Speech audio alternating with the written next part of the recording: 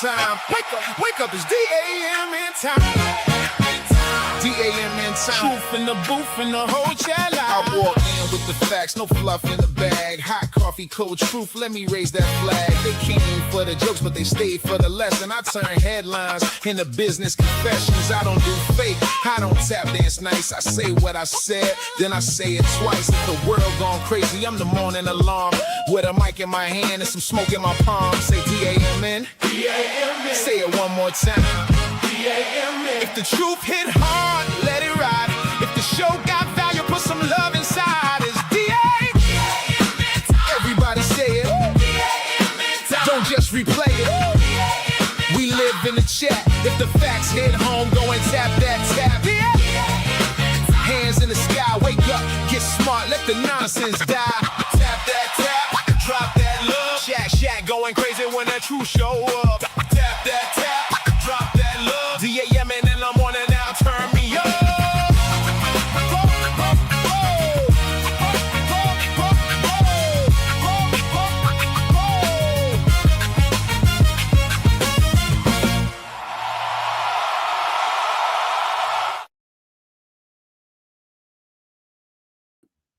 Are you ready? Are you ready?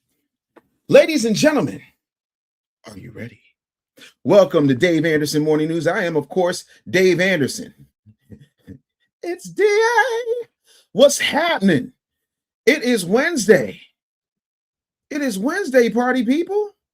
Are you not entertained? You damn sure should be.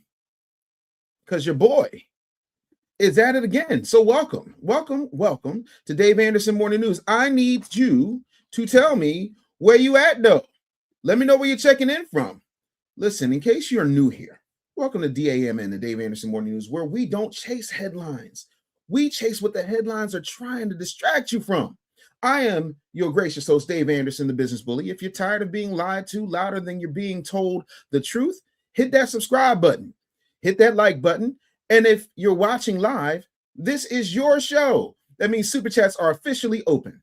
The super chats are open. If you want your question, skip to the front of the line. If you want that smoke, if you disagree, if you agree, drop a super chat. Let's build this show together. Now, today we've got a jam-packed show, a major investment across Black women in the South, while some Black Americans are asking whether or not America deserves a birthday party. Donald Trump's latest financial disclosures have people talking, a Tupac update that refuses to die, the latest BET award moments, and then we're diving into the wildest things that the internet has done in the past 24 hours because apparently common sense is still on back order. So let's get into it, party people. I don't know if you know this or not, but I am super excited. I don't know what else to tell you other than the fact that we are rocking and rolling. So the first thing I want to talk about today is that there are these grants that are being given to Black women. It's a nonprofit type of situation here. And I'm extremely excited to tell you about it because it is going to be something that I think is important. Why? Because I love it when we're able to get money, when our people are able to get money, when our sisters are being supported. It's a beautiful thing. So let me go ahead and get this up for y'all. Let me know where y'all checking in from too, man. What city and state you're checking in from? Have you shared this out to at least 10 people? Click done when you have. But yeah, Black Women's Nonprofit, this situation right here. So what's great about this is the Southern Black Girls and Women's Consortium. They're giving 24 Southern community organizations $350,000. That's real money right there. I love it when real money takes place. Before I go any further, I just saw the Iceman. The $5 super chat said, wake up, wake up, wake up. It's the first of the month. A fly July to all. Good damn morning, family. Hashtag 305, hashtag B1, hashtag cut the check. Thank you, Iceman, for that $5 super chat. You know, listen, the super chats gets your show going. Let's see. Columbus, Georgia's in the building. What up? Albie Chill, what up? I see you, big dog. Fort Benning, Georgia's in the building. What's happening with you? Let's see here. Brenda W says intro is fire. I do what I can. Yeah, I mean, I'm out here working. I don't do it for me. I do it for you. And Forever Red 97 says, hello, Mr. Anderson. Hello. Good morning. I am so happy that you are here because to me, this is crazy. And what I love about doing this show is that we find out all types of good things. So I really want you to just take a minute and think about what we always talk about on this show, which is the importance of finance. Right now, before somebody starts jumping in the comments talking about politics, because you know how y'all get down, I really want to talk about why this is important. Okay. We're talking about organizations working on maternal health, educational support, providing gender-based education against violence for Black girls. This is not imaginary problems. These are issues that impact families every single day, you know, and this is along something called the Joy and Justice Tour, which will travel through multiple cities in the South with community events, festivals, resource drives. And this is where I want to have a real conversation, because sometimes we get so addicted to negative news that we ignore positive investments. If we're going to criticize waste, if we're going to criticize bad leadership, then we also got to take a minute to acknowledge when organizations are actually putting money into communities, right? That doesn't mean we stop asking questions. That doesn't mean we stop asking for receipts. In fact, here's my question. Is $350,000 enough? When you spread that across 24 organizations across 13 states, ain't nobody getting rich off of that. This isn't winning the lottery. This is seed money. And sometimes seed money changes lives. I'm not knocking it, but sometimes it barely keeps the lights on. Both things can be true. And according to the organization's leadership, many nonprofits serving Black communities have been facing significant funding challenges, particularly corporate and philanthropic support for diversity-focused initiatives, which has shifted in recent years. Now, again, when people start using that diversity language, I get a little nervous because that's how white women get up in here. But I want to talk to entrepreneurs for a minute. Stop waiting for somebody else to save your community. I need you to start building businesses that solve problems, build nonprofits that produce results, and build wealth so that you can become the grant. Because one of the greatest forms of power is writing the check instead of waiting for one. Now, if you're about that, if you're in a position where you want to be able to write sign the front of the checks as opposed to always having to cash the back of somebody else's check, then I want you in the Wealth Masterclass. It is taking place this Sunday, 2 p.m. Eastern. You asked me to not do it on a Friday afternoon. I heard what you said. You said you wanted to be in the building. And I said, you know what? We're going to damn do it. We're going to damn do it.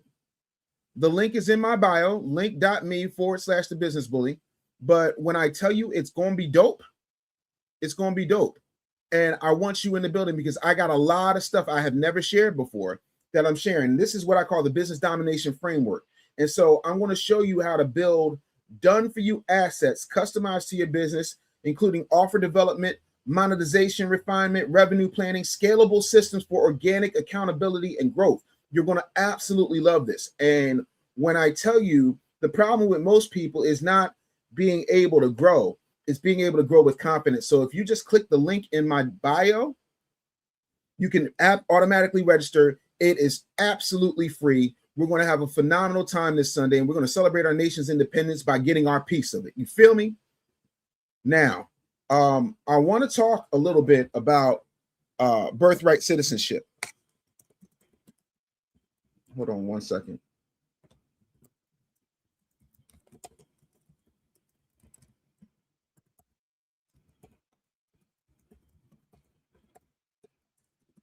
Hold on.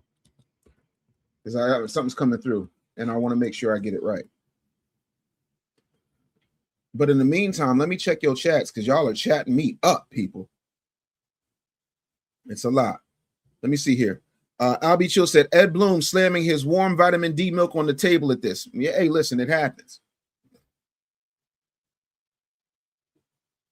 DB Smooth said, every time I see Black dudes in 10 gold chains, I think about how many Black nonprofits they could have supported. You know what? Again, my good friend George C. Fraser says, the problem is that white folks are planning for 5 generations and black folks are planning for Saturday night. And that in and of itself is crazy. What up, Reppin' Magazine? Good to see you up in here. You know, like, I'm so happy to have my mods up in here. The numbers should be a lot higher than what they are. I'm a little disappointed today, but I get it. Folks are on vacation. They're going to the Bahamas, so on and so forth. So I don't know if y'all saw this or not, but I really want to talk about, and y'all are not going to believe what I'm about to say. I want to talk about Clarence Thomas. Yeah, that Clarence Thomas. I do. I want to talk about what Clarence Thomas had to say when it came to birthright citizenship, because I think it's very important. This man wrote a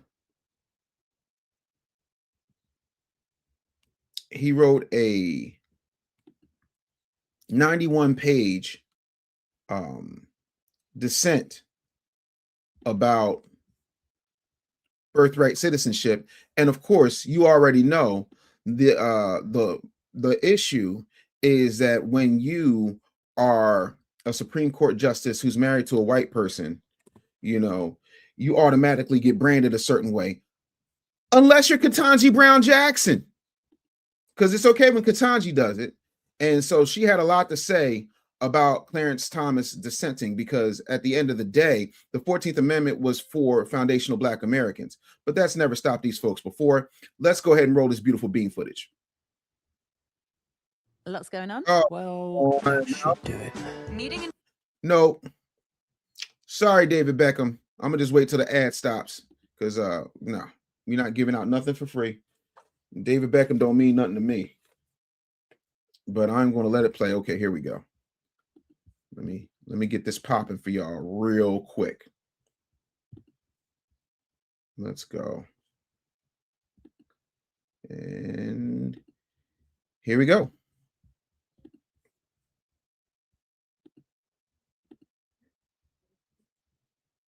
Birthright citizenship. It was an executive order that President Trump, on day one of his second term in January 2025, signed the executive order.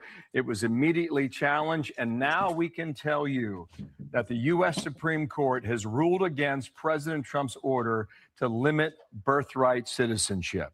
Shannon, we have talked for some time about the president feeling that he would not win on this one. The question is, why not? Okay. Right off the bat, it says children born in the United States to parents unlawfully or temporarily present are, quote, subject to the jurisdiction of the United States and are citizens at birth under the 14th Amendment's Citizenship Clause. So look how this broke down. As we expected, the Chief Justice wrote this opinion. Justices Sotomayor, Kagan, Barrett, and Jackson joined. Jackson has a concurring opinion in which Sotomayor joins. Justice Kavanaugh files an opinion concurring in the judgment and dissenting in part.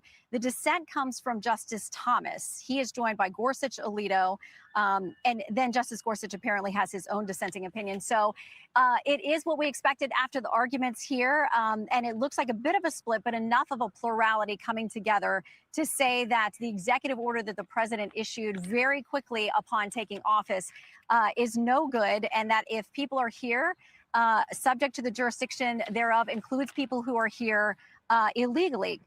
Writing for the majority, Chief Justice Roberts says this: citizenship then and now was the right to have rights to freely participate in our political community. Talking about the 14th Amendment, the framers of the 14th Amendment extended that promise to every freeborn person in this land. That's a quote, and it looks like it's a quote back to some of the legislative debate about this in Congress. He says we keep that promise today. So a loss probably expected by the Trump White House, but it is official and it's a thick one. So we'll keep reading.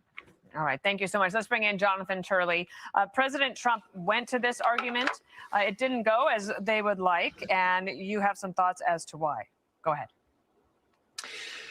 Well, this is exactly what some of us predicted after the oral argument. Chief Justice Roberts said rather pointedly when counsel noted that things have changed in the citizenship area and how people become citizens.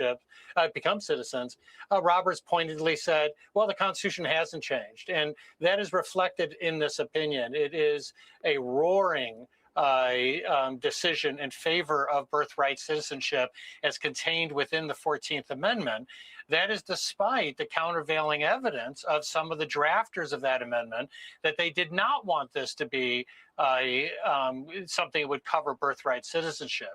Now, having said that, there are very good arguments on both sides here, good faith arguments. And I'm just reading through the Roberts decision today, but it is a very comprehensive and good faith argument.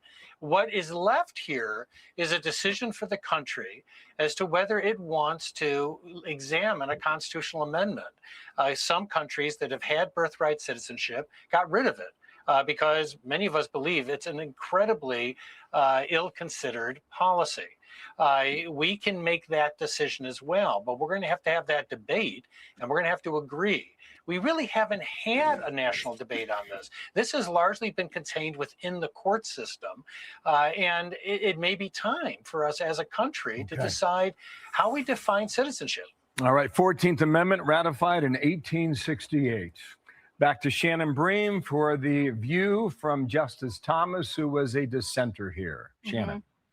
Yeah, in his dissent, he gets to that point, Bill, that you're making there. The 14th Amendment was enacted in the wake of the Civil War, quote, with the one pervading purpose of securing equal citizenship for the freed slaves. He writes, it was enacted, as Justice Harlan wrote, to secure to a race recently emancipated the civil rights that other citizens enjoyed.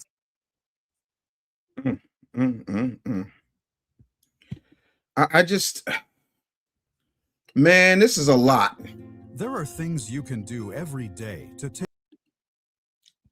And to me, I'm at a point where I think we got to start having real conversation about how this plays out in real time. Clarence Thomas wrote a 91-page dissent about this. And here's why Thomas's dissent matters. He argued that the citizenship clause of the 14th Amendment should not automatically apply to children born in the United States whose parents are here illegally or only temporarily, because that's why we have the rise of something called birthright tourism. There are people who come from China, from Africa, from all corners of the globe to make sure that their kids are born here so that they can then benefit from all of the rights and privileges that you and I enjoy as Americans. How about no? How about not at all? How about get up out my face with that? And Thomas says that the Constitution has been interpreted too broadly for decades, and the phrase subject to the jurisdiction thereof was originally intended to exclude people who still owed an allegiance to another country. You know how like a lot of these tethers will have their Nigerian and their Haitian and their Ghanaian flags in their social media bio? Again, there's a bunch of people who sit up here and want to take advantage of America, but don't want to completely fold into America. Ronald Reagan famously said, if you were to go to Germany and live there, you can't become German. If you can go to Japan, you can't become Japanese. America is the only country in the world where you can come from anywhere else and become an American. That in and of itself is a privilege. You don't have to like somebody's politics to understand common sense. And this to me is crazy. Let's see here. Be Active 8075 says the birthright citizenship topic must be the most ridiculous, uneducated topic ever in USA history, for the simple fact that 98% of all the entire US population are immigrants' descendants. Yeah, but being here illegally, nah, you don't just get to slide in on a technicality because you decided to nut up and then come here at 8 months and 28 days. Nah, that's not how this works. And there was a great deal of us who were already here before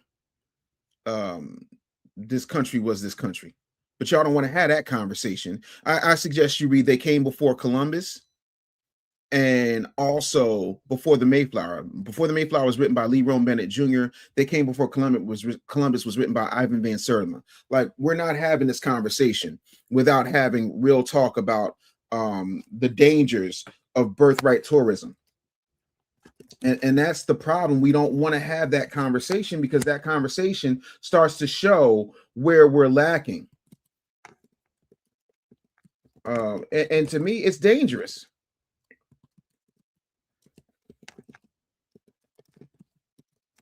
I'm just I don't like it. I ain't gonna act like I like it. I'm not gonna pretend that I like it because it's trash. And to me, if we're going to talk about it, we have to talk about one of the most controversial immigration issues in American history. And when I say this, I want you to be clear that I'm not talking about the typical talking points. I want to have this conversation from a real, actual place. And to me, that is what we don't have a conversation about. Not illegal immigration, not border security, but birth tourism. Now, before somebody runs in the comments with their Twitter fingers, let's define what we're talking about.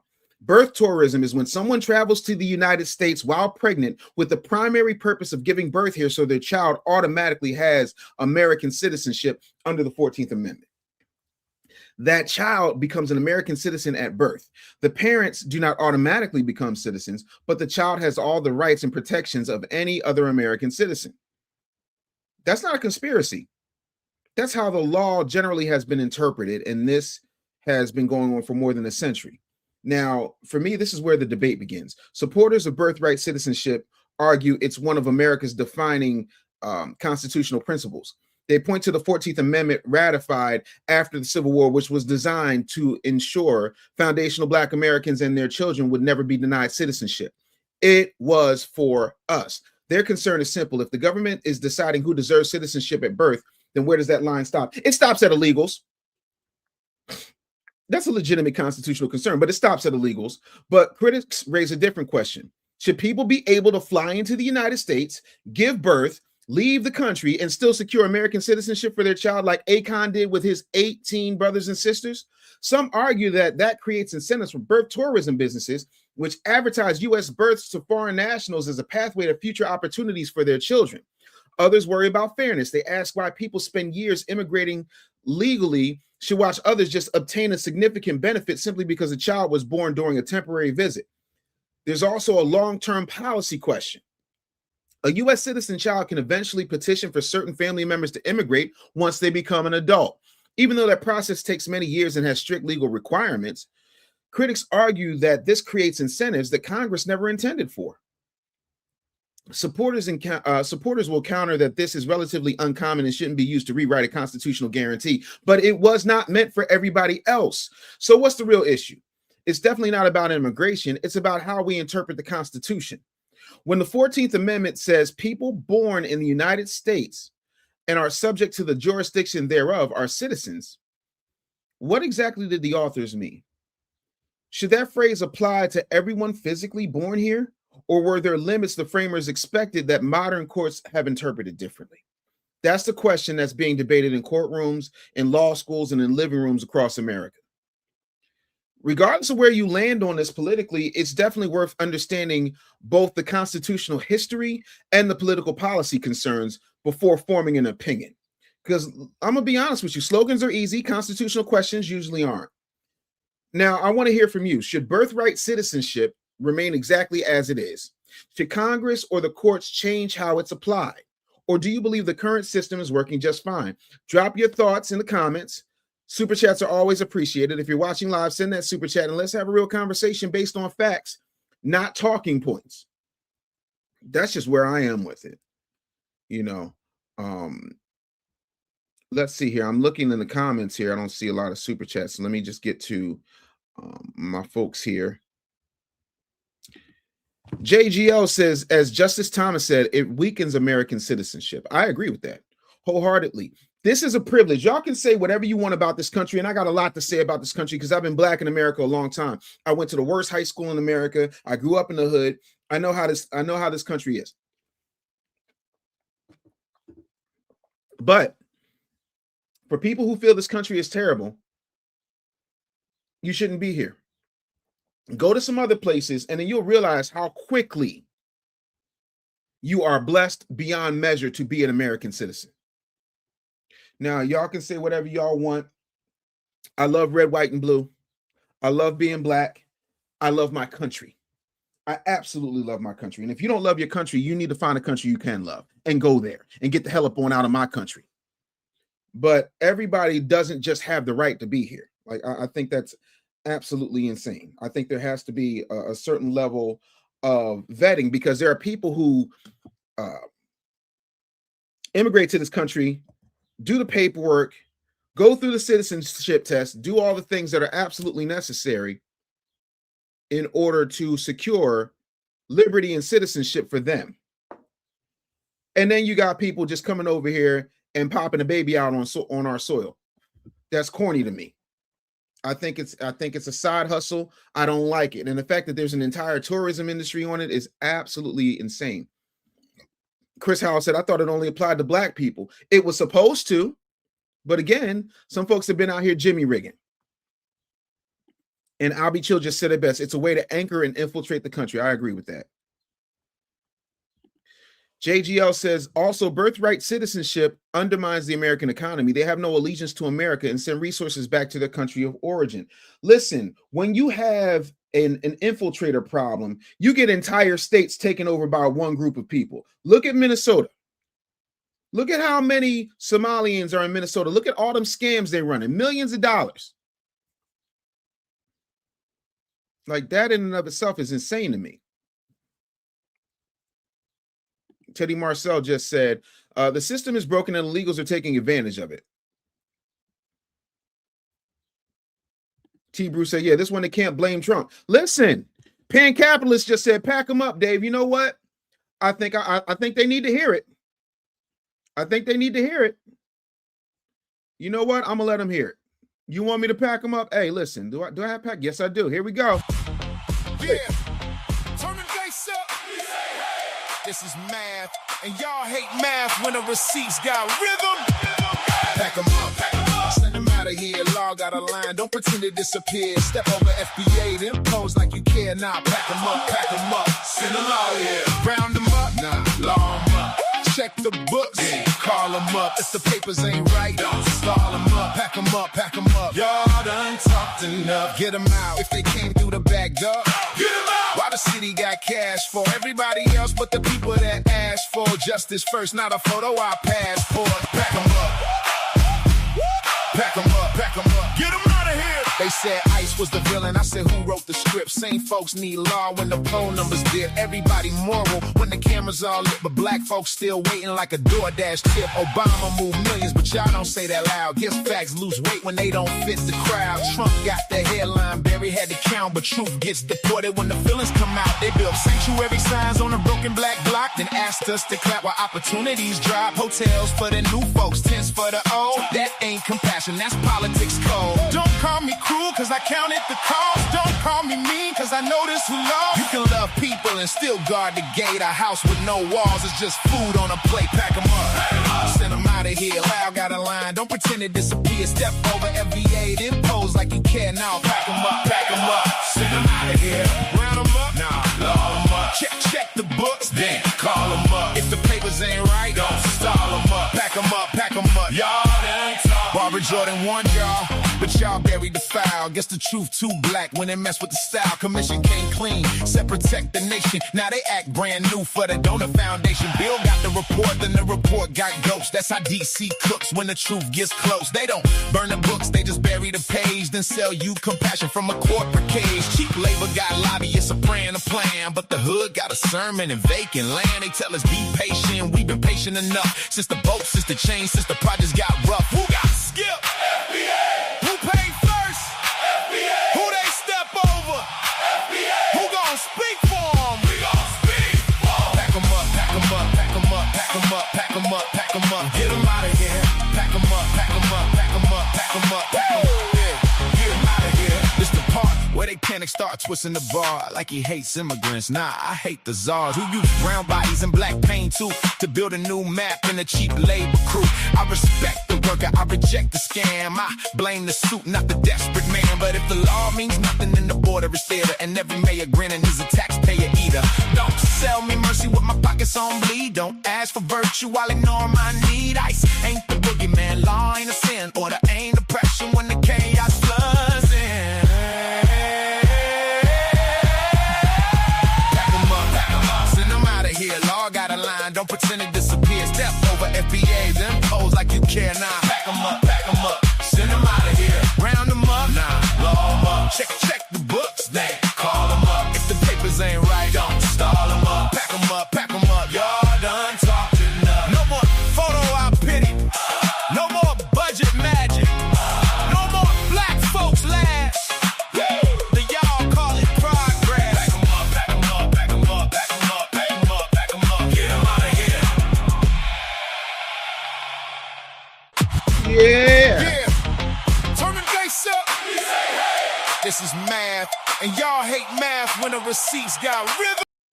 Yeah. Pack them up. Get their asses up out of here. Get them up. Get the step in. Let's see here. My man, Teddy Marcel with the $2 super chat said, end it and retroactively take citizenship away. Get them out of here. Respectfully. I also want to dive deep into more of this Clarence Thomas verdict because I think it's extremely important. And this young lady right here, Latrice Littleton, phenomenal individual. I want y'all to check this out and watch what she said. Justice Thomas, who was a dissenter here. Shannon.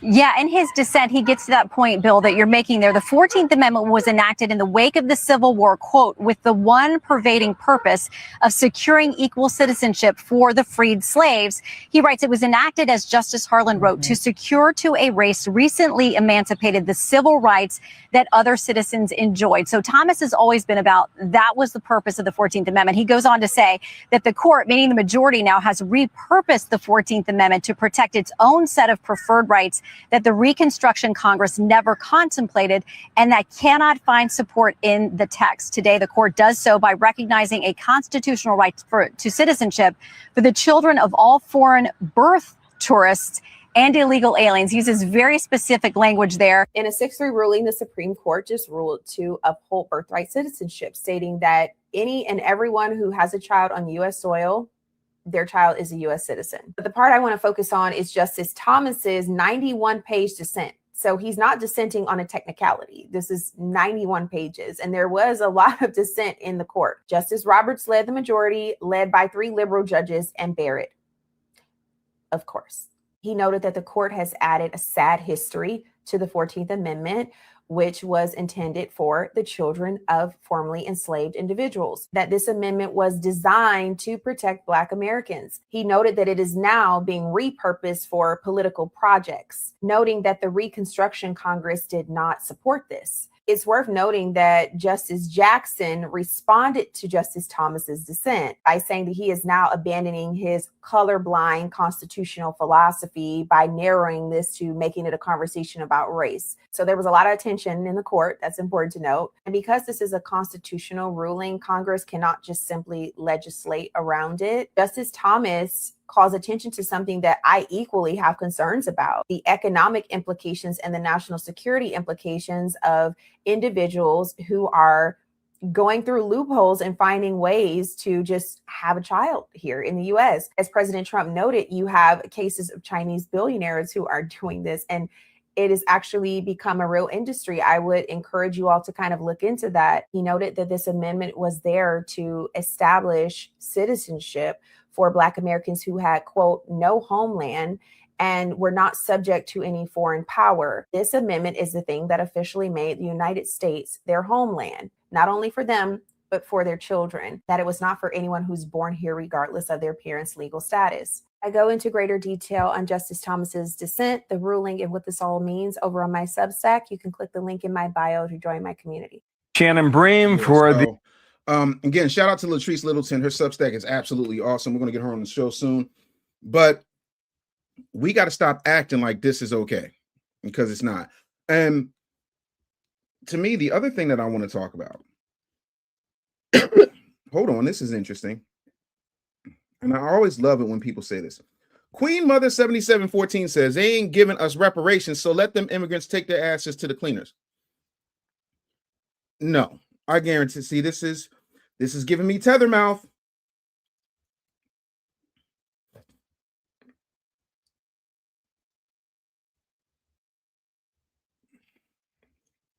Yep, a lot of tether mouth, right? This looks like some tether babble, Queen Mother. She says they added African people to it 3 years after slavery was abolished. They didn't give a crap about us, so I really don't care what they do. Okay. Let's keep going. This is the one here. The 4th of July is not for us. So me and my family don't celebrate it. They can do what they want. My ancestors was prisoners of war, and we're still behind enemies. You mean enemy lines? I'm going home to the motherland. Can I ask you a question? Respectfully? What's stopping you? Please. There's 54 countries just waiting on you to go. There's plenty of bushmeat over there. Why are you still here? The thing that kills me is the same people who sit up here and talk about how bad America is are able to talk about how bad America is without being dragged up, without being emotionally or physically circumcised, without being arrested for their opinions. Yet and still, oh, we don't celebrate the 4th of July. The first person to shed blood in the Revolutionary War was a black man named Crispus Attucks. What do you mean? Black people have shed blood and fought for America in every single war. What are we talking about? The 4th of July is your independence.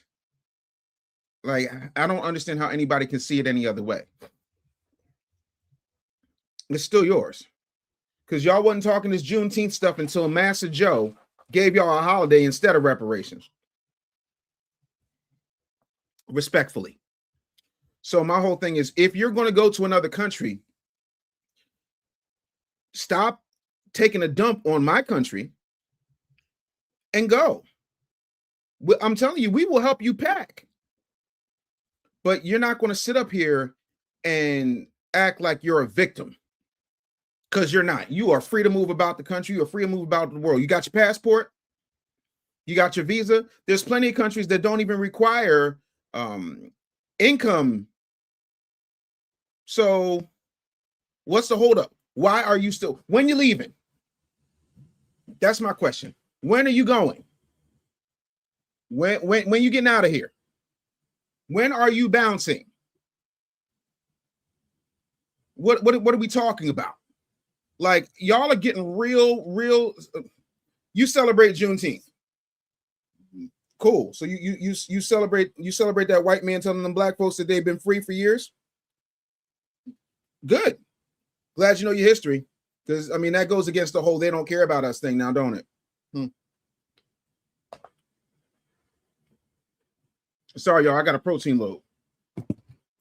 I'll celebrate Juneteenth. Yeah. And how long you been celebrating Juneteenth?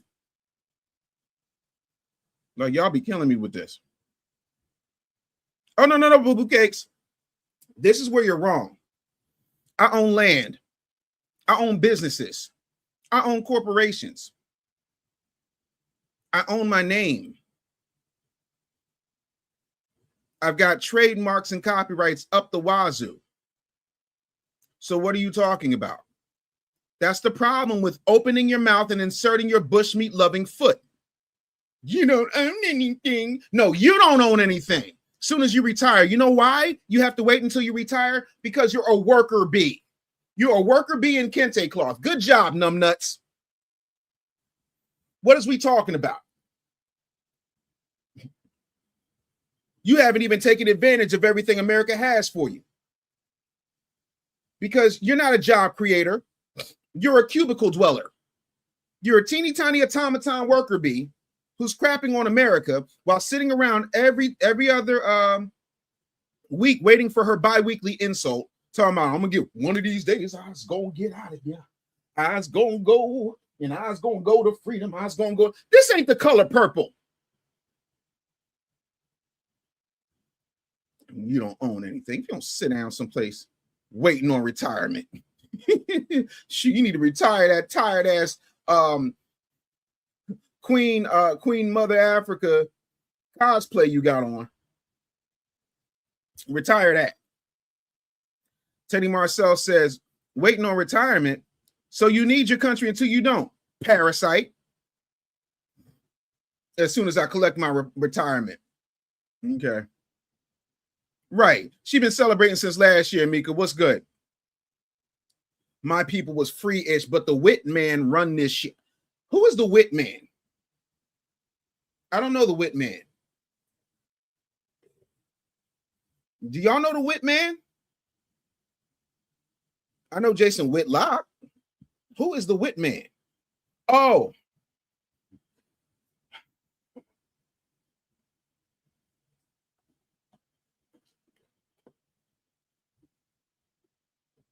I know you lying to me. The wit man run this. I need it. My ancestors died for it. Then why are you here? Why are you here? You're talking out of both sides of your neck. Matter of fact, let's start the clock on this broad. Mods, you got 3 minutes to come up here and make your case. It's Smoke Show Wednesday. Daddy wants to smoke. Daddy wants to smoke today. I already got my wife beater on. Of course you're working. Wait. She said they tell y'all what to do. You're at your job. I'm in my house. I ain't got no, I could literally stay on here all damn day. You're at work. You're at an American job, making American money, and you need permission from somebody to take off. You have to wait until you accumulate enough time to retire. No. I don't, Teasy. I don't want you to call me daddy. I'm talking to her. Just for the females. Daddy is waiting for you to come up here and tell me, but you can't. Oh, no, boo-boo cakes. See, this is the problem. Again, you don't know how to use your Googles, and I don't understand how you have so much time in your cubicle, and you're getting paid by YouTube. My YouTube checks barely cover anything. I get paid because I am a 23-time best-selling author. #1, by the way, consecutively. I get paid at least $10,000 every time I hit a stage to speak. So, no, I'm not Anton Daniels, respect to him. I'm not the Hodge twins. I'm not Stephen A. Smith or bit Roland Martin. I do this because it's fun and the people need a real voice that's not going to be some butter biscuit coon. So again, you're wrong again. So looking like a cosplay Chiquita Banana, more like Chiquita Bushmeat. And you can always tell when they do it from the chins up. It's okay. And a lot of times they wear those garbs because, it's flattering to big backs. So what is we talking about? That's it. Gerardo said, cut the cap. What cap? Google, bitch. It's real simple.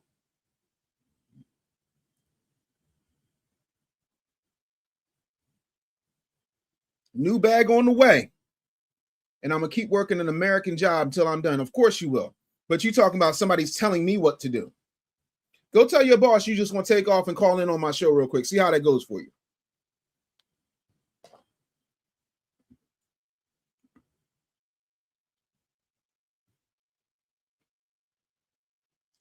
Go ask Master. I don't need a job.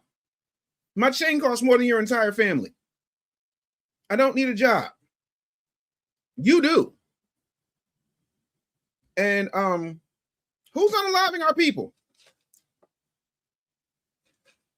Because statistically speaking, last I checked, the majority of people unaliving our people was our people. But you ain't ready for that conversation, Ubuntu, are you? I can't wait till you get your ass over to Mother Africa and get you some of that good bushmeat barbecue. I can't wait till you get your hating ass about my country. Matter of fact, are you even here legally? I'm not saying we need to call ICE on you or nothing. But I think, some people might want to, just take a minute and get that figured out. Yeah, y'all know she's wearing them African garbs because it's a muumuu alternative, because she couldn't wear nothing form-fitting. Y'all know that.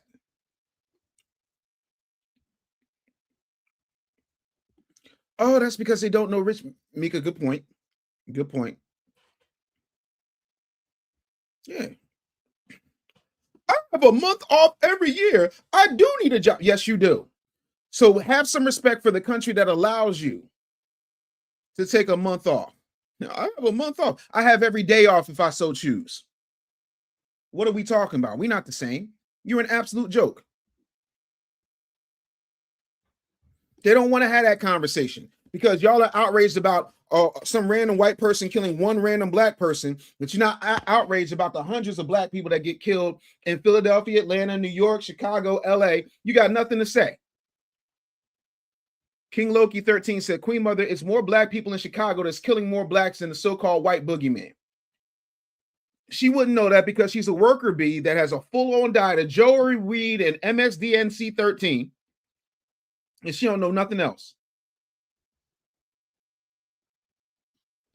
That's another conversation. You mad, born and raised in Georgia. Say it on the microphone. Oh, that's right. You can't because your boss will fire you for wasting company time. Loser.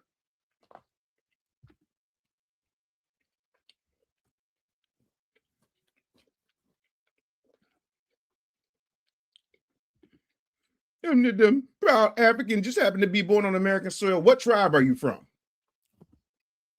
You from that?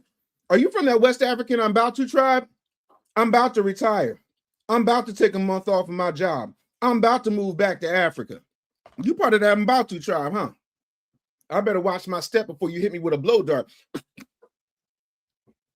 The whole hell? You the one who needs massa.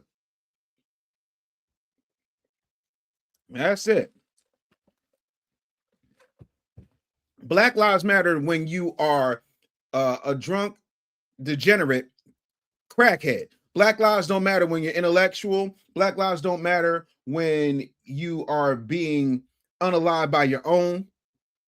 His kids can't even walk home from school without being harassed by gangs and all type of other stuff. But for that, you have absolutely nothing to say. That's wild to me. People like that are absolutely pathetic. Yo, while we're on the subject of Barack and Michelle Obama, let's have a conversation real quick. RIP to Minister Farrakhan's wife of 72 years. She died, and it's real funny how certain people, your favorite so-called black president, didn't have anything to say. Let's go ahead and roll this beautiful bean footage. Yeah, let's do that. Michelle Obama have not publicly acknowledged the loss of Minister Farrakhan's wife, and I have a problem with that. I have a real problem with that. If you want to be considered the first black president, especially considering prior to getting the nomination, both of them, as far as I knew, had no problem with Minister Farrakhan. In fact, they were in Chicago, where Minister Farrakhan was based. Before his candidacy, he attended the Million Man March, and he made favorable remarks about that march as well. He wanted that mainstream acceptance. He rebuked Minister Farrakhan. Now, you're going to rebuke Minister Farrakhan, but you don't have any problem making this differentiation when it comes to a slave owner. Which is why it's possible for me to be a great admirer of George Washington and also acknowledge he was a slaveholder. Mm-hmm. And that does not negate his greatness. It simply acknowledges that there's a profound, deep flaw in these founding fathers who were also geniuses and gave us these tools. And why can't he do this with Farrakhan? Is it because George Washington is still good with white America, but Farrakhan is not? The fact that Michelle Obama is a whole black woman and you are not acknowledging the loss of a black woman that was 90 years old and married to this man for 72 years. Sorry, I don't respect it. That Barack Obama will probably show more respect to George Bush than he has to Minister Farrakhan. What you want to say about Donald Trump? He doesn't sell out his friends, okay? He done brought a whole bunch of nuts, Steve Bannons and all kinds of people into that White House and did not care what anyone had to say about them.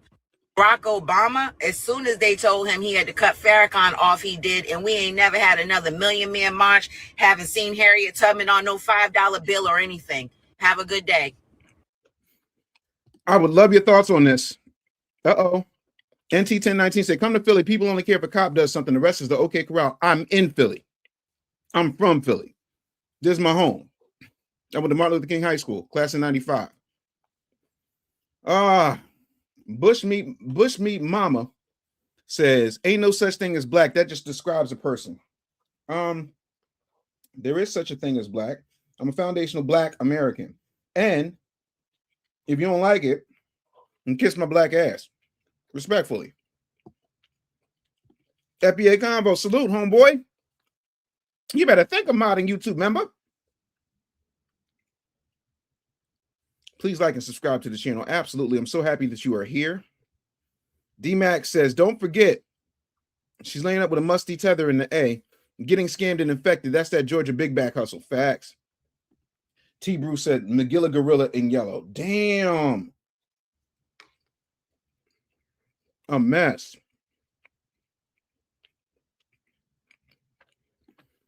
I don't know. Why are you getting booted? Yeah, that young lady is right, Elder Green Cobra. Thank you for being a YouTube member. And yeah, he's definitely going to have good things to say about George Bush because they're cousins. Cousins. Identical cousins all the way. Exactly, Mika. And Obama is a tether. That's why I bet you Bushmeat Banana likes Barack. Somebody asked Bushmeat Banana in the comments if she likes Barack. Bet you she does. Iceman, you better. I think a YouTube member said they sought Farrakhan for photo ops and endorsements, pulled up for Bush's funeral, didn't say anything acknowledging his wife's death. This man is a professional POS and a coward. Facts. TikTok says, I'm black to the bone. That's absolutely it.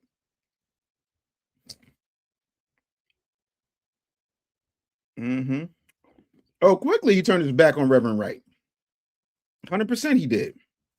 And that was wild in and of itself. You know, because that's all it takes. Reverend Wright, you got to rebuke him. Trump like, I ain't rebuking a damn thing. Trump do not be caring. Now, I want y'all to see this because this freaks me out. Real quick.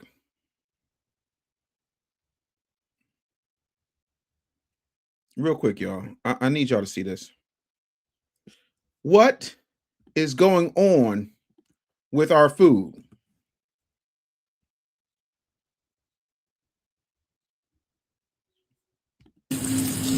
What is in this new ice cream we are feeding our kids? Who bought ice cream recently during this heat wave? Is it petrified alien? Lee said what we're in it.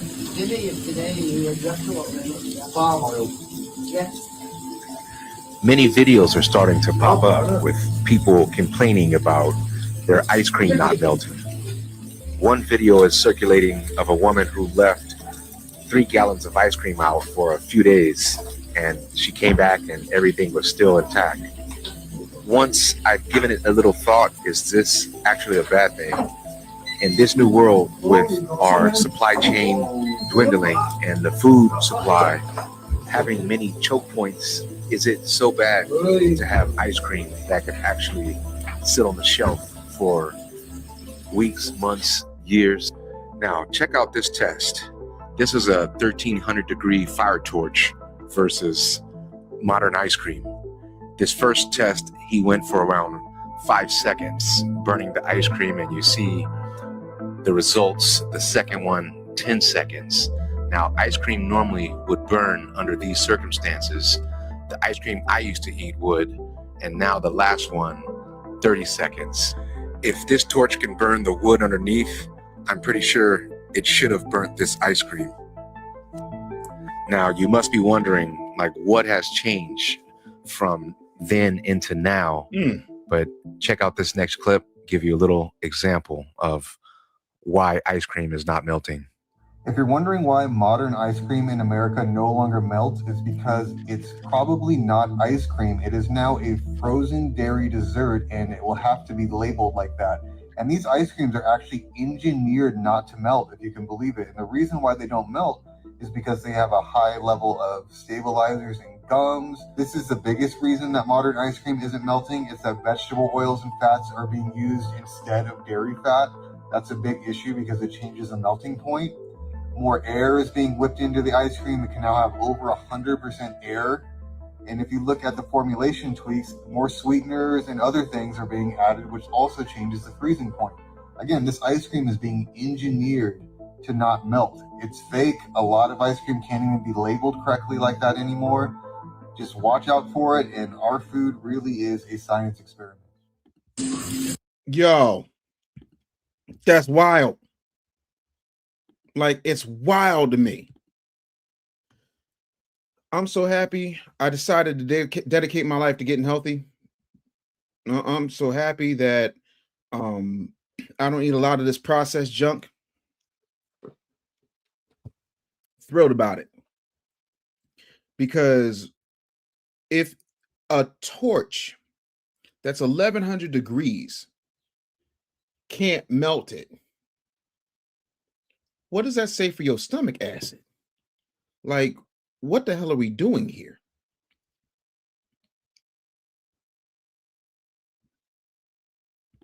Hob125 says, I make ice cream with 5 ingredients: milk, cream, sugar, salt. Milk, cream, sugar, salt. What's the 5th? I'm so curious.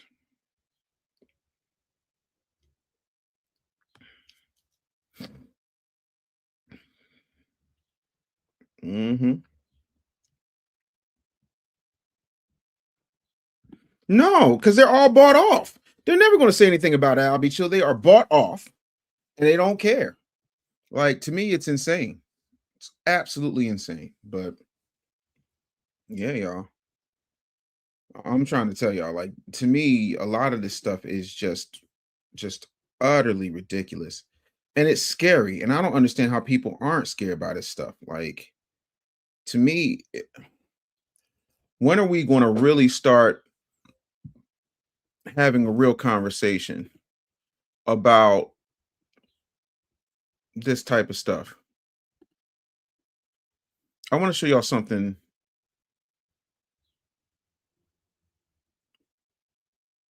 really that's crazy.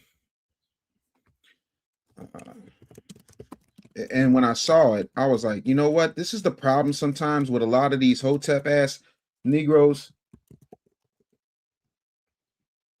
Because what you don't get to do is denigrate somebody who is sick.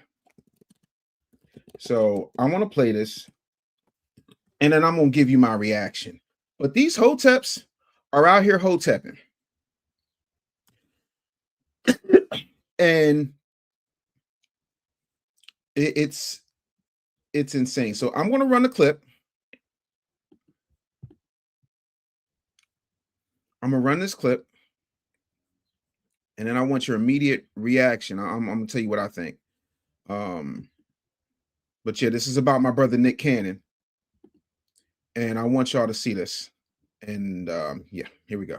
Conspiracy theory, I believe, is the Nick Cannon conspiracy theory. What? Is the fact that Nick Cannon is having all these kids so that he can get bone marrow or something from them, and it won't hurt them. Because he got 12 kids. So I'm just out here collecting bone marrow? What do I need extra bone marrow for? I believe it is because he was sick and he needs some kind of bone marrow or some kind of testing. So he's having more than one child. And Mariah kids don't count. Mariah Carey kids is not getting touched. So only 10 kids. Only them 10 kids is getting touched. Because Mariah Carey kids is the rich kids. All my kids is rich. It's NDAs that has been signed. I believe this conspiracy theory. He's not just having kids to have them. They're on to me. They figured it out.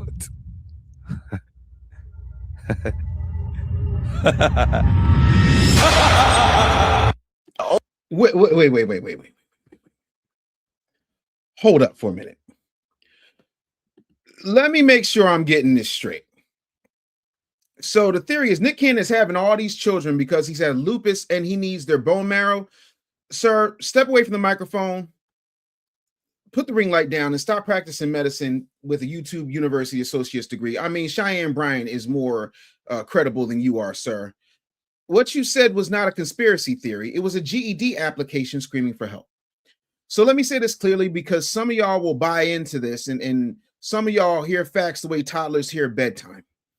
Nick Cannon has lupus. That part is real. Lupus is serious. It's an autoimmune disease, which means the body's immune system starts attacking the body like it owes it some money. That ain't funny. That's not the joke. The joke is you turning this into some type of situation where this man's family is a Marvel villain origin story. Nick Cannon's collecting children for the bone marrow. Who, what? Sir, Nick Cannon is a great many things. A father, a performer, a walking group chat notification, a man who apparently took Be Fruitful and Multiply and said, you know what? Say less. But a bone marrow Bond villain is crazy work. Come on, beloved. Even Dr. Umar will put down the Pan-African cape and say, that math is raggedy. That math is raggedy. That math is raggedy. You know, because he got to say it 3 times. Now, let's do the science, since apparently facts are still legal in certain neighborhoods. Bone marrow already contains blood-forming stem cells. So when people say, it's not bone marrow, it's stem cells, that's like saying it's not soda, it's a carbonated beverage. Congratulations, yo. You discovered the bottle, but here's what the conspiracy falls apart faker than anything else, right? In serious lupus stem cell research, doctors usually talk about whether using the patient's own stem cells, own, as in themselves. The medical word is autologous. Say it with me, autologous. That means from your own body, not from your children, not from your baby mama selection, of which he has a very nice selection, not from a gender reveal donor registry, your own body. So if Nick Cannon were exploring some type of medical treatment, and I'm not saying that he is, unlike this ring light Remy over here, I don't diagnose celebrities through Wi-Fi. The science doesn't scream 12 kids and build a marrow militia. And here's another part. This is the part that the conspiracy professors skipped because the biology chapter just had too many big words in it. Your children are not automatically perfect donor matches. Parents and kids are usually half matches genetically. Half. That means HLA matching matters. Biology is not a family reunion t-shirt. You can't just look at a kid and say, yep, that one's got compatible marrow. This is medicine, not a cookout raffle. So let's recap for everybody in the back and in the cheap seats who got their medical degree from a comment section. Lupus is real. Nick's diagnosis is real. Stem cell science is real. But the idea that this man is out here just shooting up the club and having children all willy-nilly like he's building some type of Nick Cannon auto parts warehouse is not science. That's fan fiction with poor lighting. And I know somebody's going to say, well, you don't know what the elites are doing. You know what? You're right. I don't know what the elites are doing, but I do know what stem cells are. And apparently that already puts me ahead of Investigative Negro News Network over here.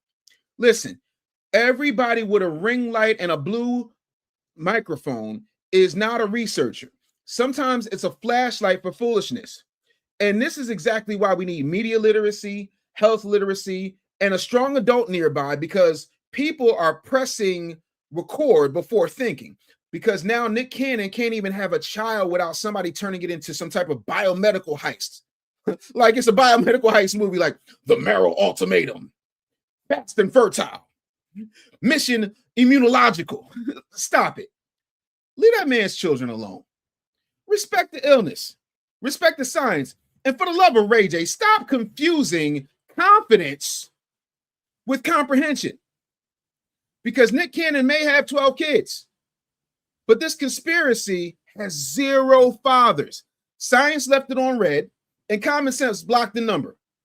I'm Dave Anderson, the business bully, and I approve this message because somebody had to slap the lab coat back on the conversation. Now, I want to see what you guys have to say in the chat. T-Brew said, Nick Cannon went to the same high school as my daughter. Yeah, Nick Cannon is building generational wealth. Because what did Nick Cannon say? All my kids is rich. Oh, he ain't touching Mariah's kid. Yeah, because you don't want Mariah to sue you to the Stone Ages, and Nick just gonna laugh at your stupid ass. Like, what is we doing? Yo, what up, Black American Homeland? Good to see you, family. What's happening with you? Danielle Manning said, Brother Dave, the game is sold, not told. We've been on the entertainment side.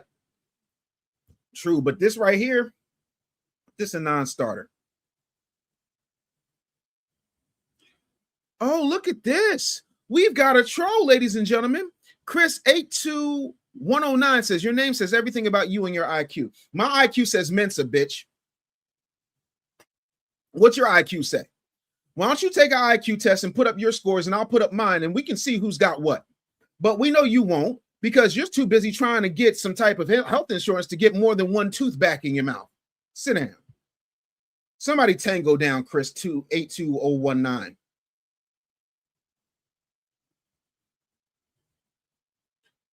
Hobbs says, lupus sounds like what the COVID vaccine does for some. Listen. Black American Homeland said, in the United States 250th year, antebellum Black America's celebration is a profound paradox. We honor the resilient survival, culture, and unyielding patriotism of ancestors who built the whole nation while enslaved. Hallelujah. Albie Chill said, yeah, he got that Dr. Richie degree from I Believe You. I hate you so much right now. Yep. And that's the thing. All this was is fear mongering. But I mean, I'm not trying to be funny. But look at this, Hotep. Look at this. Oh, I believe it. And then they got NDAs, and then they're Hollywood, and then Nick's just harvesting them children and then for the stem cells and the bone marrow. I ain't seen no scars on them children. Like, this is the stuff that y'all deal with. But we keep platforming idiots like this. You know what? This dude got high and lost his nut. You know what Nick Cannon is doing? He banging all them supermodels and bad bitches so he can get bone marrow. Damn.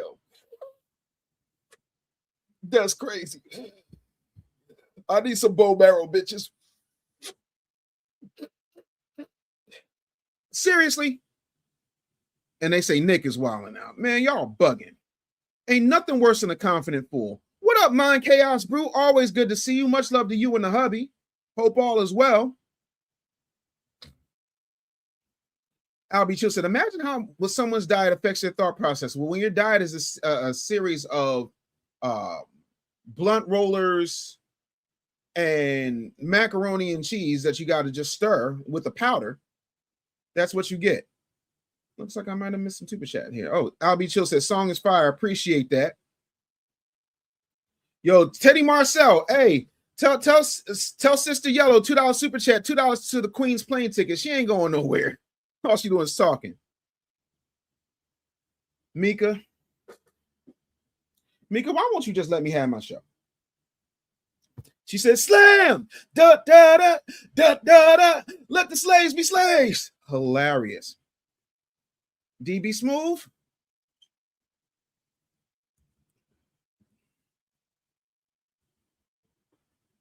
DB Smooth said it. So now we got to run it.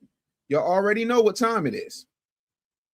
The racism that you're experiencing and the struggle to make ends meet actually means the diet don't work for you the same.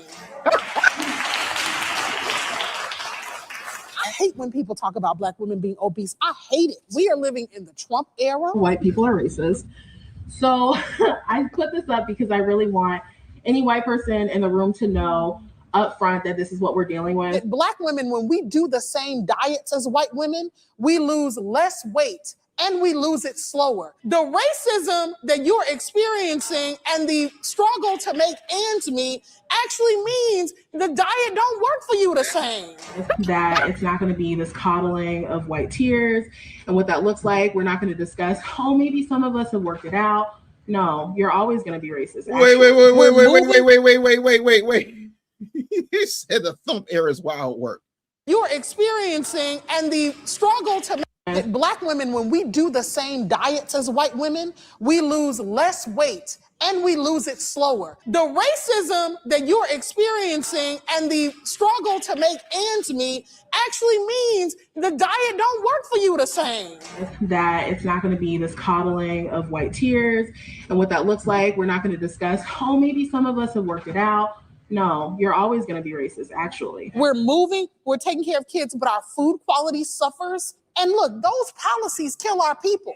You can't get access to good health care, good insurance.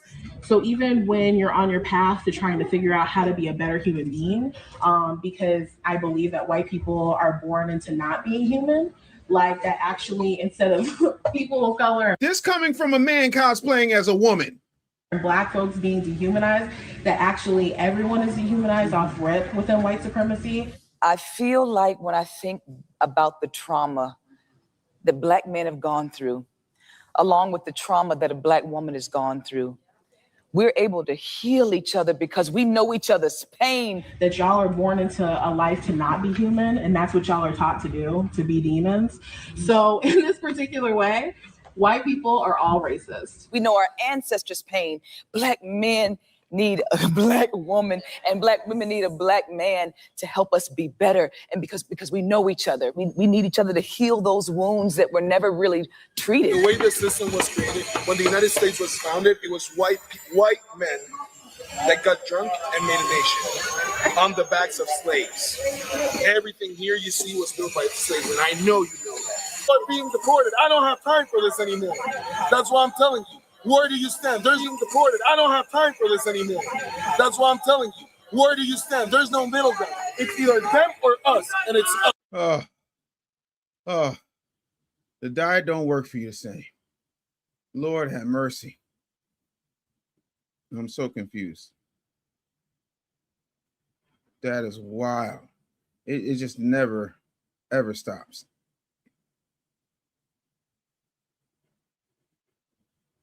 Dave said Mensa IQ test. The first thing that went to my mind was Mansa Musa. Ain't that something?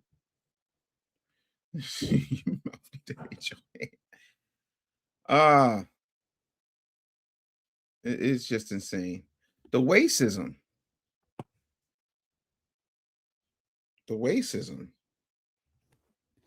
I don't get it. TZ said weightism. I hate y'all so much right now.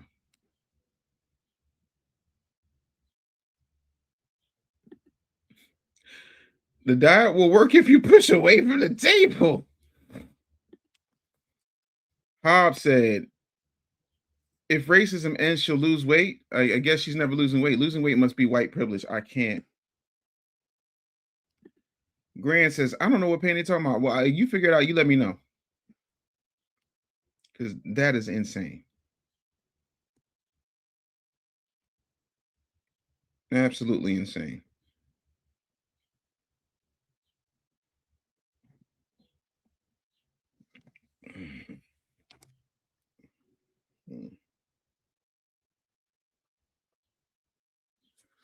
Yeah, so I'm so confused, man. A lot of these folks be out here wilding, so I don't get it. Like, these folks just be bugged the hell out.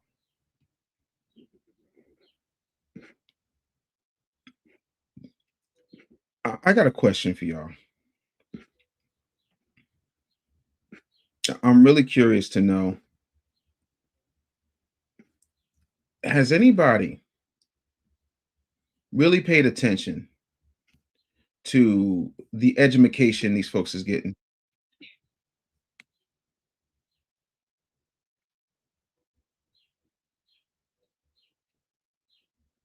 Are we really paying attention to the education these folks is getting?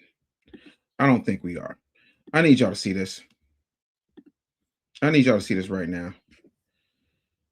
Look at this. So in honor of Juneteenth, we practicing our right to be able to read. Go ahead and read me that paragraph. Okay, so the Kaluna received a subpoena after a particular receiver with his license. Period. All right, in honor of Juneteenth, we practicing our right to be able to read. Go ahead, cuz, read me the paragraph.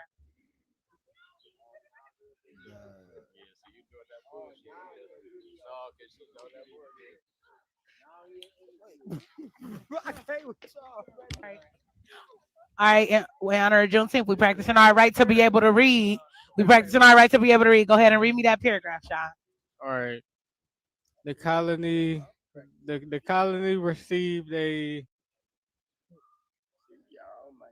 I have no clue. Yeah, I'm done. All right, in honor of Juneteenth, we practicing our right to be able to read. Go ahead and read me that paragraph, Nick. The colonial received a subpoena after a peculiar rendezvous with his liaison? Period. Let's go. Let's go, Nick. All right. In honor of Juneteenth, we practicing our right to be able to read. I need you to read me this paragraph. Go ahead and read it to me. All right. The colonel received a subpoena after a peninsular Wow. Why would you do that? Rendezvous with his liaison. Period. Let's go. Nobody in the front could read it. All right, London. So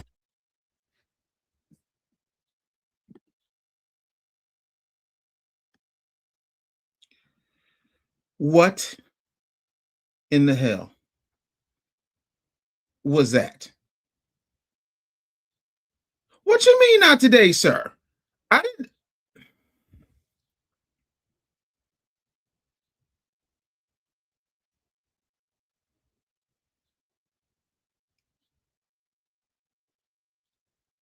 I don't.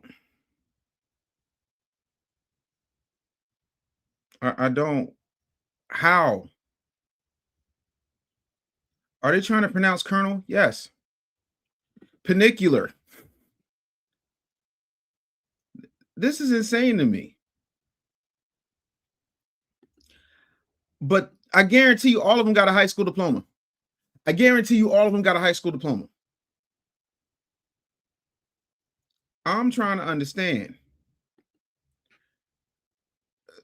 No.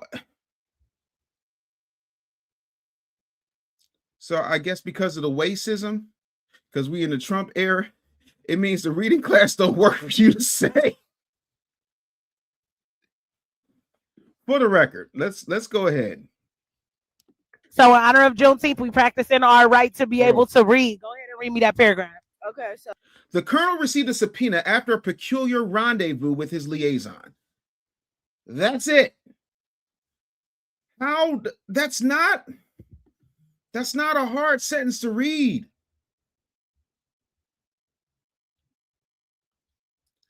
This is what happened between the George W. Bush No Child Left Behind and the Barack Obama super expansion of No Child Left Behind. These children have been bombed out, depleted, and pulled out of. So I'm trying to understand, what is we doing?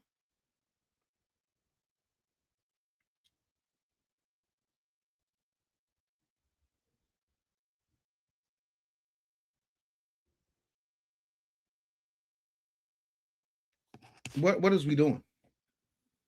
Yeah, I blame the public schools.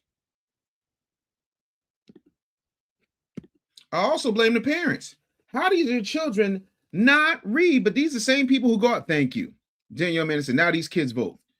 Man, you got to be kidding me. Just that hope and change. Just ignorant. Absolutely ignorant. Not even ignorant, just ignorant. Super ignorant.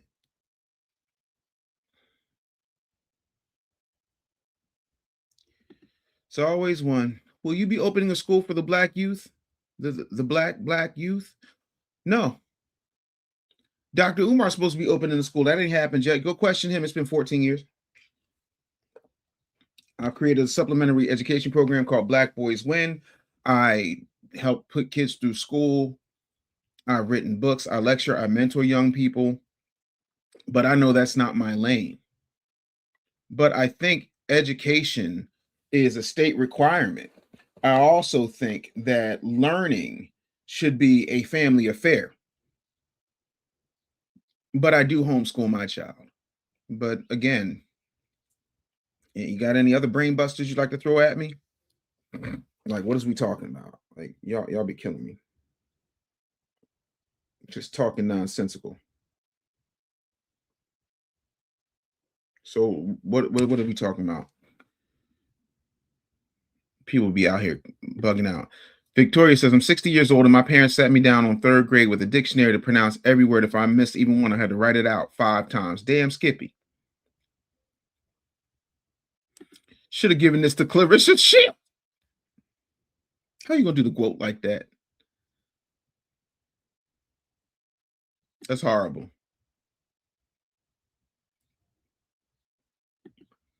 Children cannot read, and a lot of them people in there wasn't children. There were some grown adults.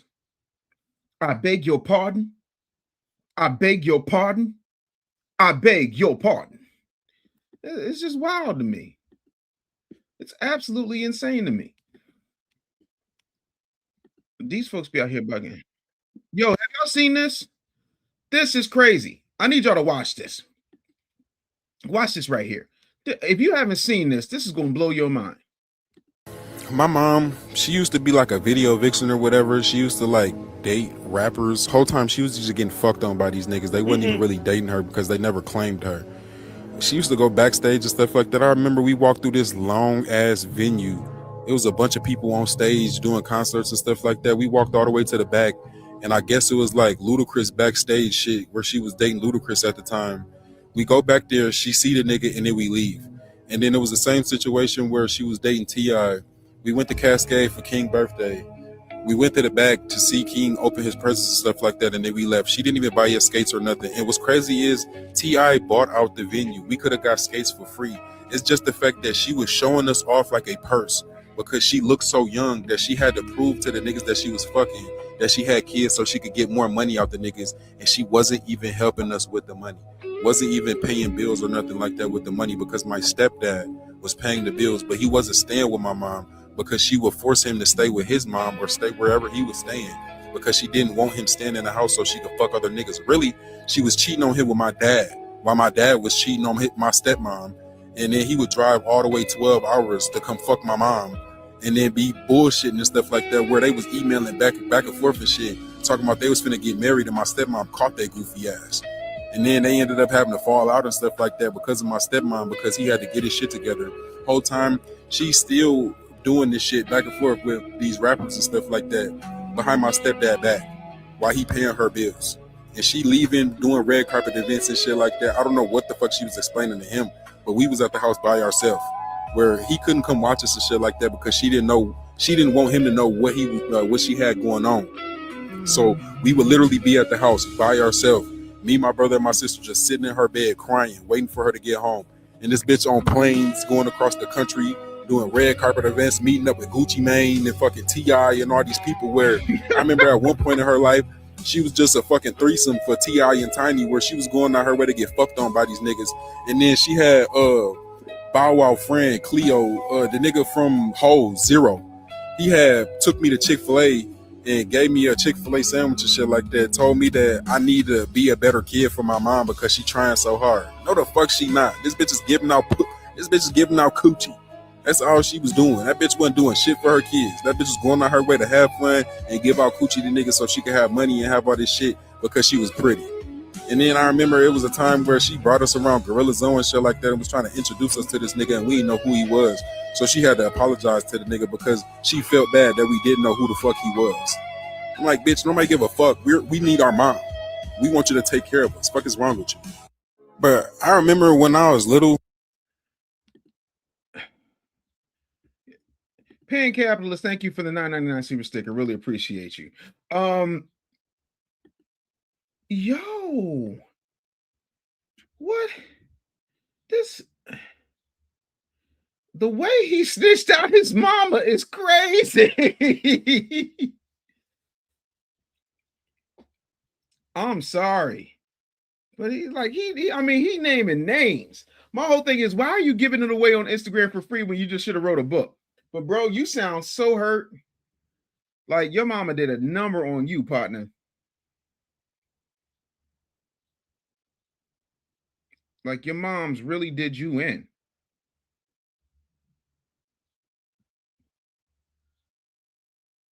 I'm Wow. And T.I. rented out the whole thing, so we could have got skates for free. That's what you mad about? If my mother, who's going to be 80 this weekend, was a groupie and was the pass around, I would go to my grave with that. I would not get on the internet with it. Bruh. Well, I don't understand light skin behavior. So I'm going to just chalk this up to light skin behavior. Tease, he said, I'll put mama on blast. I hope little bro heals from this. Nah. No, this ain't no skit. I thought so too. The definition of your mom is a hoe. It's not funny. It's sad, but no, it's funny. I'm sorry. Albie Chill says she's an unbalanced Scorpio. How Scorpios catching strays? Oh, B said because his audience ain't exactly book readers. Fair point. That's fair. At least he knows who his parents are. Don't have to find out from outside. Iceman said, I saw this. That's your sexual liberation in action right there. Hoeing is not a victimless crime. Now imagine the children of first-gen fans only as they're reaching adulthood with this trauma. Oh, my goodness. Enigma said his mom about to write him out of her will. She ain't got no will. T. Bruce said, my family's only light-skinned people. I'm sorry if you called it straight just now. No. Listen, as a Scorpio, I'm trying to understand what we did. Like, how did we get in this? That's wild. Absolutely wild. I don't get it.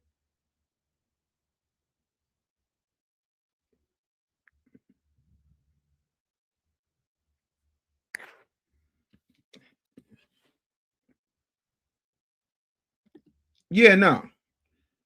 Venice Lucas says there's no way he could date my daughter. How can a man with mommy issues this deep know how to treat a well-raised woman, especially when she was raised by her dad? This is scary, sad. Yeah, it's scary. B said both my parents Scorpios. Oh, I bet them fights was epic.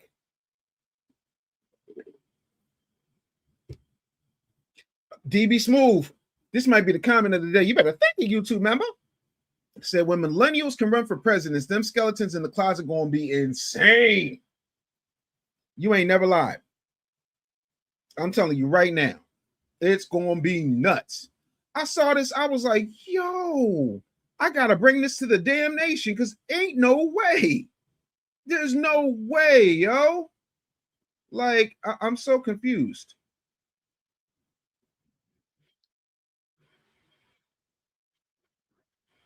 I got one. I got another one for you. Y'all check this out. Watch this.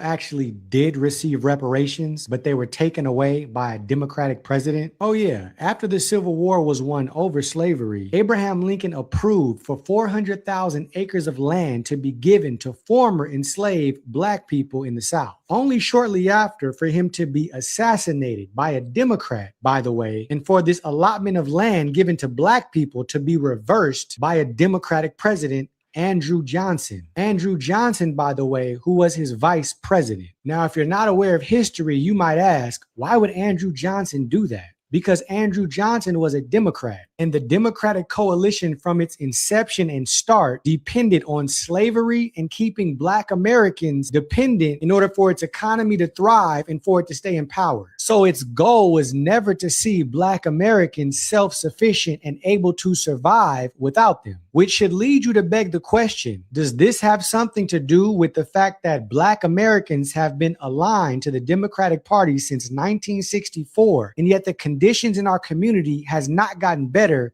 it has only gotten worse. We've only become more dependent on government assistance and welfare, which, by the way, was started by a Democratic president, Franklin D. Roosevelt, and our nuclear family and two-parent homes have only become more and more desolate, rising from 20% in the 1940s till today, over 80%. We've been aligned with the Democratic Party ever since 1964. So why hasn't conditions gotten better for us? Could this answer be somehow tied to history? That the Democratic Party never wanted us to be self-sufficient. They never wanted us to thrive. It's not in their interest. Why would it be? If their very power and leverage has always come from keeping Black people dependent on them to survive. I talk about this in so much more detail in my book, How the Democrats Won the Blacks. And when you know true history, when you know the true origins of both political parties, the answer to the question I just asked becomes clear. This is information that Americans are hungry for. And this is exactly why my book has become a bestseller. If you want to learn the true history that you were not taught in school, my book is available now for order on Amazon. You can find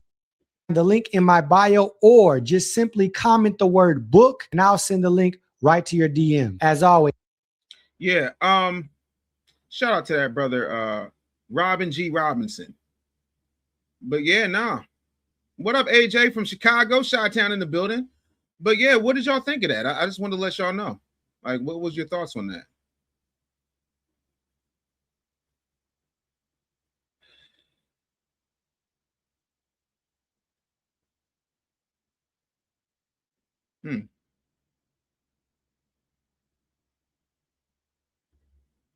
Oh,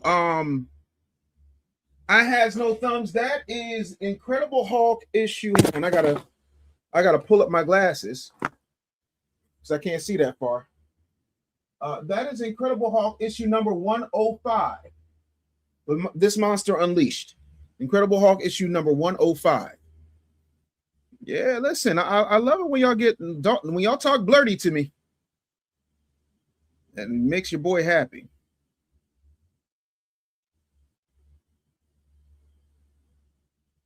Okay, hold on, Shawnee Brown. What did you say? What happened? What's going on with you? I must have missed it. Yeah, you'd be surprised. A lot of people don't understand our history. That's why I love things like Hidden Colors. That's why I love being able to have this here. Well, listen, I'm literally going to be I'm making repairs to my smoker today. I got to put in a new hot rod, new hot pot, because I got myself a Traeger. So I'm going to be grilling. Be grilling some salmon, be smoking some wings. Getting them burgers popping. You're gonna love it here. I'm glad somebody else addressed it because I damn sure wasn't going to. Well, there's been 200 years. Shut up. People kill me.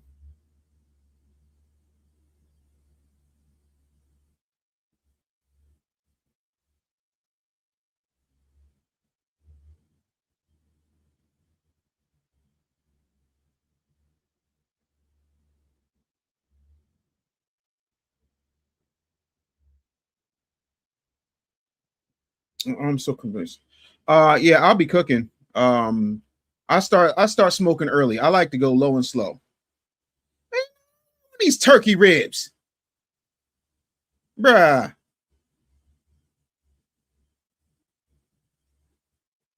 Listen, I like to cook nice and early. I do. Y'all got any 4th of July no-nos, like things that you don't want to that you absolutely hate to see?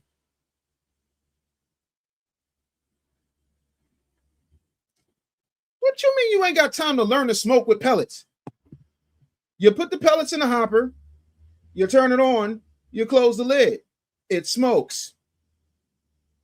I ain't got time to learn how to smoke with pellets. There's no learning. There's no learning. There's only good food eaten. Thing of it is, I barely got a stomach, so I can't really eat a whole lot. Green eggs and ham. See, this is why black people can't. This right here is why black people can't get nothing done. You over here making jokes when I'm talking about food. I'm talking about food. You over here making jokes, and that's why the diet don't work for you the same. Did y'all see this? I don't know if y'all saw this or not, but watch this and then we'll get your reaction. Mother and father. Nate Foy has the details on this. Nate? Hey, Jackie. So, yeah, New York Democrats argue the words mother and father are outdated and need to be replaced with more inclusive terms under state law. All that's needed now is Governor Kathy Hochul's signature. So if Hochul approves, in New York's family court and in domestic and education law, a mother would be labeled as a gestating parent, a father as a non-gestating parent, and paternity proceedings to determine the child's father would be called parentage proceedings. The bill passed the state Senate this week and the state assembly back in March. Governor Hochul proudly calls herself New York's first mom governor. It's unclear if she'll support this change, though. So just reviewing this bill. So supporters of this bill argue that changes are intended to accommodate situations involving surrogacy, adoption, same-sex couples, and other family structures by using terminology they view as more inclusive. And critics of this bill argue that replacing mother and father with terms like gestating parent is unnecessary, confusing, and diminishes the cultural significance of motherhood and fatherhood. I couldn't agree more as a mother.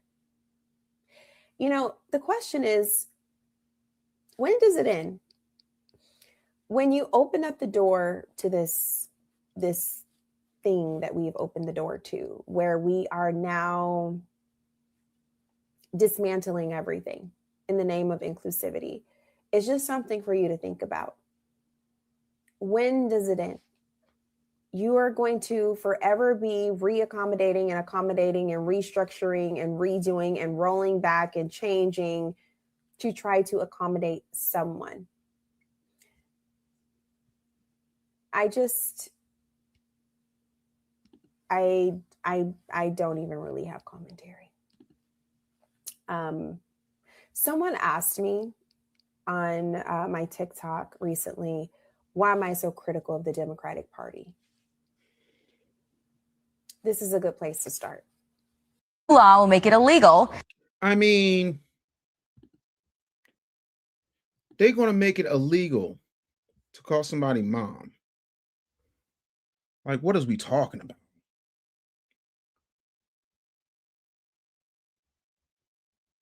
We might have, but see, not everybody watches everything. But I'm just to a point now where this is crazy. Non-gestating parent, daddy, okay? Pops. You ain't gonna have no more Mother's Day? Like, what is we talking about? The libtards are tarding right now. They're being extra tardy.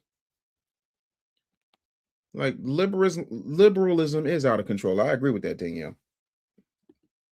It's absolutely insane. But how are y'all planning on celebrating the 4th?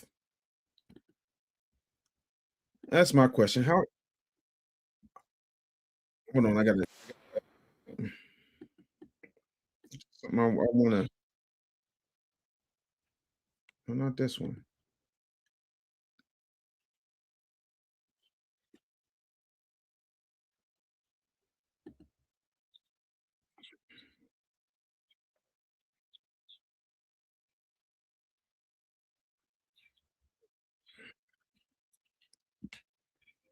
Well, this right here. I'm just. What you mean my For You page crazy? Nightcast me, so I'm gonna eat some barbecue. I'm gonna kick it. I love that. Intersectionality. Yeah. Bruh, listen. This is insane. I'm gonna play this one last video before we get out of here. And then if y'all got any topics I want to talk about, any nerd stuff, comic book stuff, conspiracy stuff, so on and so forth. LS says, Dave, Governor Kathy put the hoe in Hochul is an idiot. Facts. She said black people don't know how to use computers and don't know what the internet is or something along those lines. Look at this. Somebody come look at this. Parental advisory is suggested because there's a lot of cussing in here. I ain't going to be able to bleep it all. This is what you call a trash. And I don't give a fuck what y'all. If a woman do this, men, y'all leave. alone. I just found out that my son has a PS5 at his dad's house. I told him that he needs to go ahead and bring the console over here to share with his 6 siblings. If not, he's not allowed to go see his dad anymore. My son goes to his dad's house every weekend, and every time he comes back, he's always talking about, oh, you know, this is what I played on the PS5, and this is what I did, and blah, blah, blah. And his siblings here do not have that. And to me, I don't think it's fair. So I told him that if he wants to continue seeing his father, he needs to grab that PS5, bring it over here so his brothers and sisters could play with it. It's not fair that we here cannot afford it, but your dad can. That's not fair. And if I told him if he doesn't want to bring it over here, then he needs to go ahead and trash that PS5 because it's not fair that he has a gaming console and his other brothers and sisters don't. I told my son, next time you leave your dad's house, you make sure you pack that PS5 in your bag. And if you don't, we are going to have problems. There's going to be consequences for you not bringing it home. I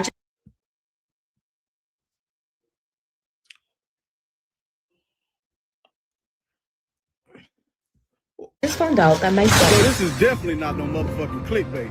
Because my baby mama did the same thing with my son, except it wasn't with a PS5. My son's younger brother, because his daddy was in prison, she told my son that I died in prison.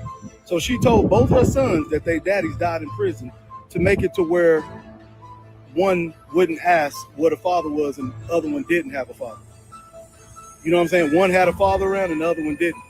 So she basically made it to where both of us were losers when I'm definitely not a loser. I own a whole construction safety company. I got all kind of shit I do. Got apartment company, all kind of shit. I'm a millionaire. So mothers do this to try to make everything equal. They will, if one kid has a bad father, she will keep the one with the good father away from his dad so none of her kids can ask about where's my father because that other one got a daddy and this one don't. Mothers do that all the time. So that's why most men are not deadbeat fathers. It's because the baby mama got another deadbeat daddy and she trying to equalize her kids. So me and my son don't even get along because of that.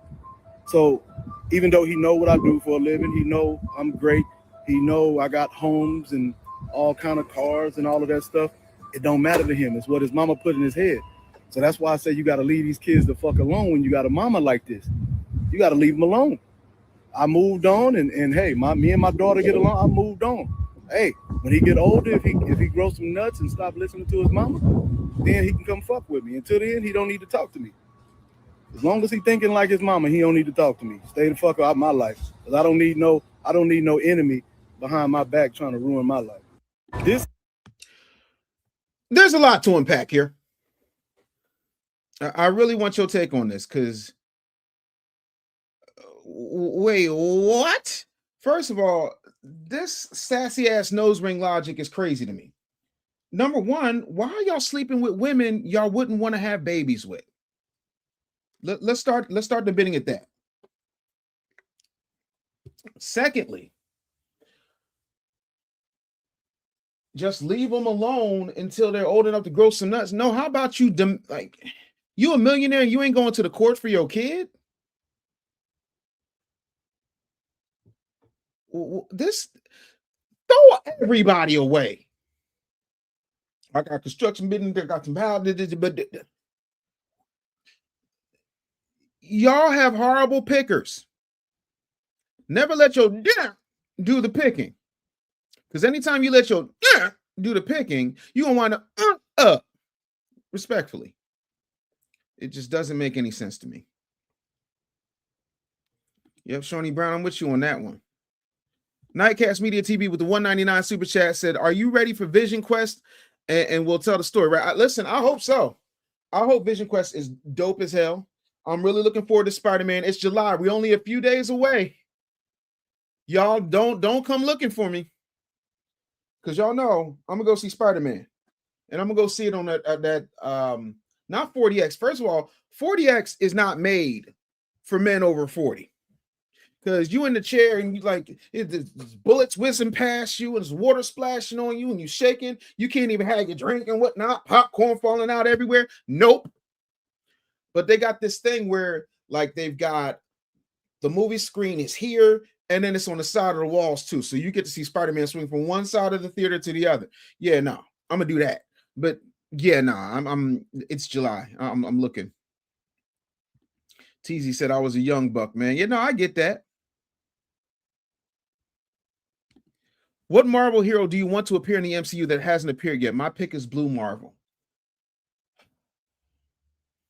I like Blue Marvel. I'm going to see your Blue Marvel and raise you Brother Voodoo.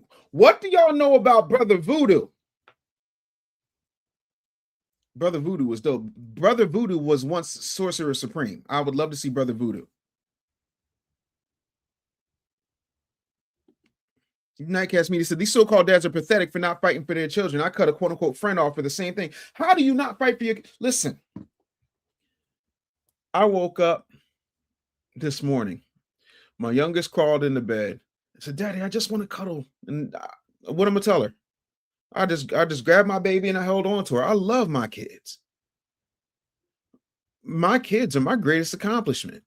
I will be damned if I'm going to allow anybody, including the woman I laid down to make them with, keep me from my kid. You got to be crazy.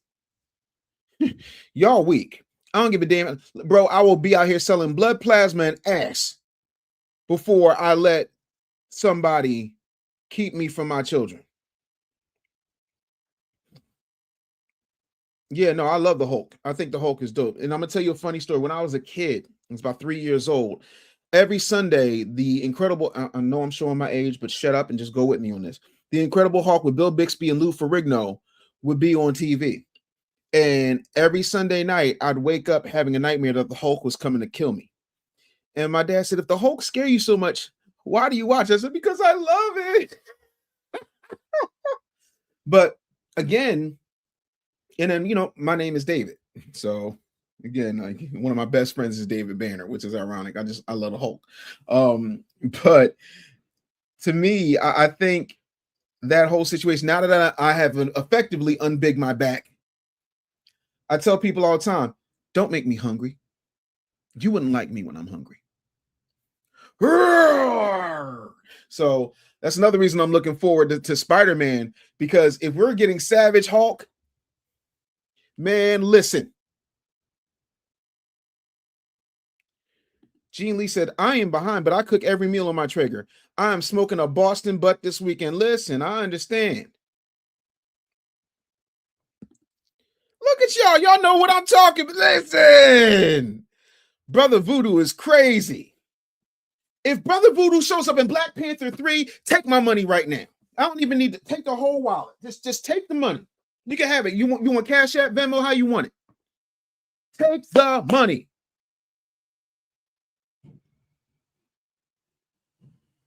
Pen Capital said, you're right. I let my dealer pick for. I know. I be knowing.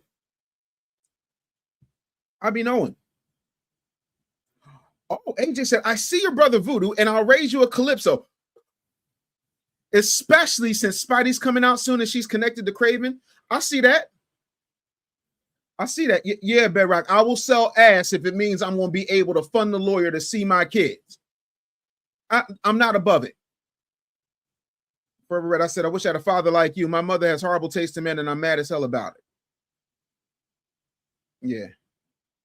Yeah, the Hulk's first name is Bruce, but what wound up happening was the network felt like the name Bruce was a little too gay. This is a true story. So they changed it to David Bruce Banner. That's where that comes from. And it got retconned because if you remember in the Eric Banner Hulk, Nick Nolte's name was David Banner. Yo, like, I come from a long line. I'm a third generation Marvel head. Third generation. My Uncle Byron started my brother on comics, and they both started me on comics. And that's how I developed the love for reading. Comic books are the gateway drug to reading, because then once you start to realize like there's bigger stories and bigger adventures. Matter of fact, hold on, I'm gonna show y'all this. This crazy. This is the problem. I'm sorry, y'all. Y'all know how my AUDH CNN is set up. And of course, because I'm looking for it, I thought I didn't have it with me. But I just picked this up. This right here This right here is good reading. Hold on, let me take this idiot off my screen. This right here, Spider-Man Stories from the Spider-Verse. Crazy. Crazy. Ain't no pictures. Ain't no pictures. This is how you get your kids from beyond comic books to something real, but you got to hit them with it. You got to really hit them with it. So I got this for myself. I'm really big on books, graphic novels, long form stories. Also, if you're in the Audible, like I'm in the Audible, they have a lot of really good Spider-Man stories. Phenomenal stuff there. Nightcast Media said, I fought for 27 months to get full custody of my child, and then the mom ran off and disappeared. That fight took the funds, and I was broke, bounced back financially, but my child is priceless and worth it. Absolutely. Yeah, no, one of the nicest people I have ever known. And I've known David Banner 23, 24 years now. Yeah. Yeah, following that 50 Cent blueprint makes you look goofy for not fighting for your son, and you had the resources to do so. Yeah. No, Brother Voodoo was so powerful, he became Sorcerer Supreme. Brother Voodoo had and Brother Voodoo is very touching to me because Brother Voodoo had an older brother that died tragically. And I don't want to use the term witch doctor, but imbued him with his brother's spirit. And man, listen, he was up there whipping people, giving out international ass whippings. Black American Homeland said, Dave Anderson, I'm celebrating July 4th at the Okada Casino and Resort in the Philippines, Southeast Asia. Salute to you. How do I feel about the Century? I feel like the Century is white, blue Marvel. I feel like he's Temu white, blue Marvel. I'm not a huge fan of the Century. I am, however, a big fan of Val. Listen, let me tell you something. Julia Louis-Dreyfus can do no wrong. She played the hell out that role. Whatever happened to Static Shock? Static Shock is DC, but I don't know if y'all saw the Spider-Man, Superman, or Static Batman Beyond crossover. Excellent reading. Excellent reading. If Ezekiel Sims showed up in that movie, I'd lose my. I think Luke Cage is coming. I think the fact that Luke Cage had to do a whole bunch of stuff for the government. Now he came back because he went and knocked up Jessica Jones. Luke Cage is so black that him knocking up Jessica Jones ain't nobody tarnishing his black card. Not to mention, man is bulletproof. Albie Shield said, I found a Thrawn audiobook that made me a fan. Wait a minute. You got to hit me with that.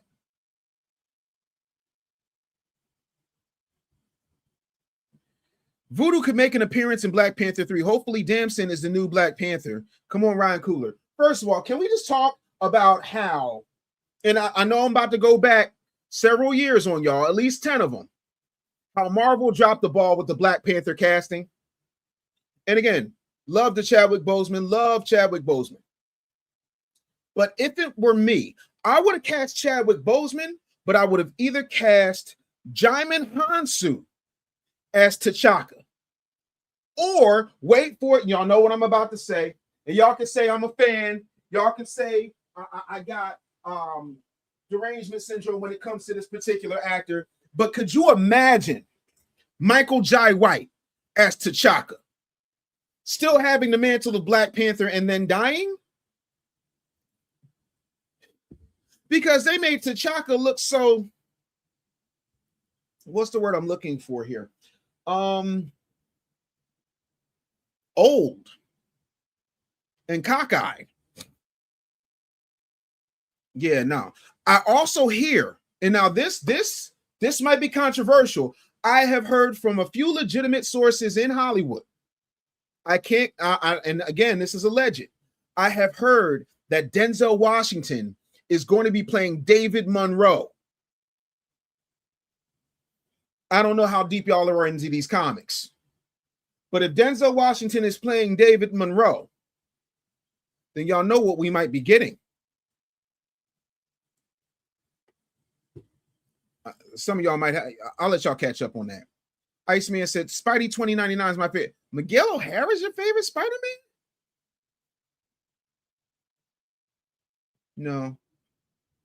No. I need that book. I'm reading The Black Batman. Is that the one that Stan Lee did? Let me know, Duck Stew, and let me know how it is. Send me a link. Let me know. Hit me on my Instagram at The Business Bully. Forever Red said, one of the rare cool things about my dad is that he made me a fan of Colossus. I remember him vividly telling me he could split a whole building in half. Yeah. I love Colossus. DB Smooth says 27 months sounds about right. I did it too. My baby mama in jail. Unrelated. Just proves how crazy she was, and I'm glad I got my kids away from it.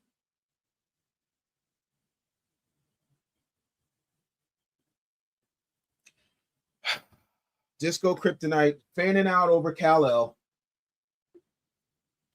I'm sorry. In my world, there are only two Supermen. In my world, I'm gonna say it like Dr. Who. In my world, there are only two Supermen. In my world, there are only two Supermen. In my world, there are only two Supermen.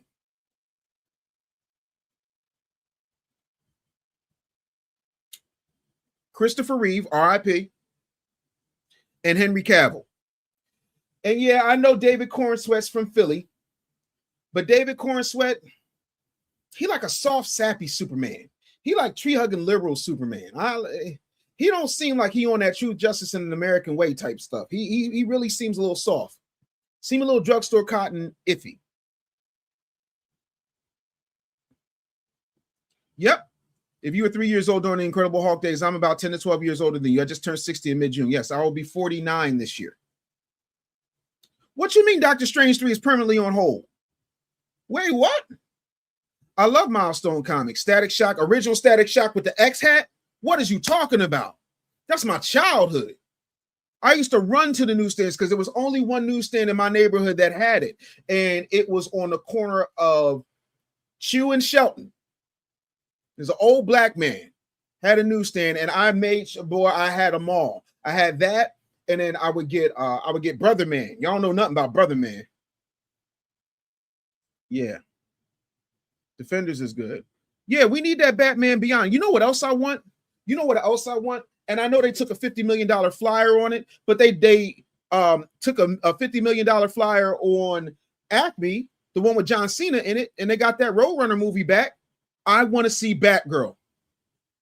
I want to see Batgirl with Michael Keaton's Batman. Y'all already shot it. Give me what I want.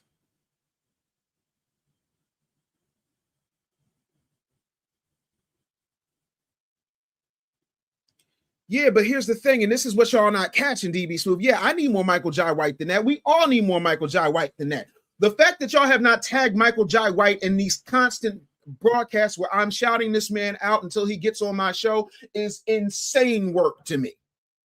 However, if you have a Michael Jai White T'Chaka, you can then have a Michael Jai White T'Chaka movie. Stay with me on this.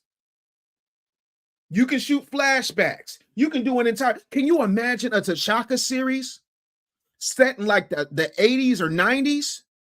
Man, listen. You don't really have to de-age him.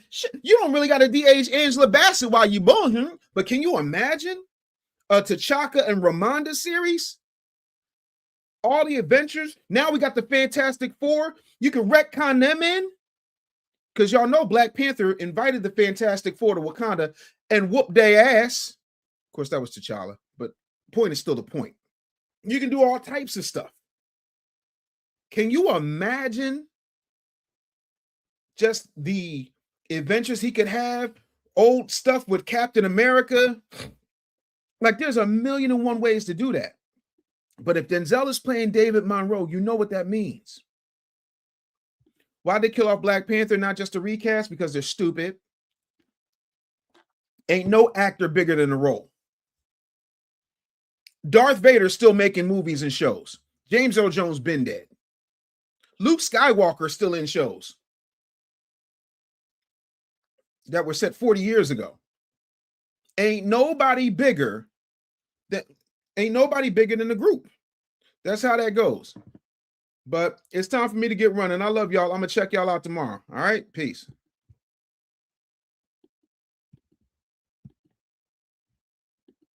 Get on. Let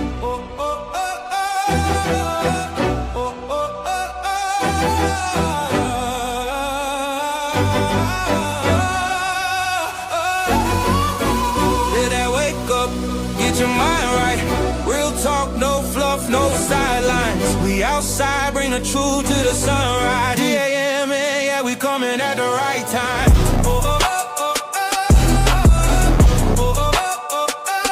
D.A.M.N morning news. Like Hook Media. Morning media just got dangerous.